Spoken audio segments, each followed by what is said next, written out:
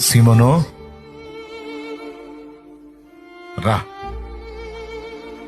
అని కార్యం చూపిస్తే, ప్రభా ఇంత కార్యం చేశావు, నన్ను వెంట పెట్టుకోవాలనుకుంటున్నావా? నువ్వెక్కడ, నేనెక్కడయా? నువ్వు పరిశుద్ధుడివి, నేను పాపాత్ముడిని. తగను, నీకు తగను ప్రభు. నేను నువ్వేదో అనుకుంటున్నావు నీకు పనికి వస్తానని, నన్ను విడిచి పనికిరానయ్యా. నేను చెంచలుణ్ణి, అస్థిరుణ్ణి. ఇక మీదటి నీవు మనుషులను పట్టు జాగ్రత్తమై ఉండు అన్నాడు. తన అయోగ్యతను ప్రకటిస్తే, లేదు నేను నిన్ను వాడుకుంటాను అన్నాడు.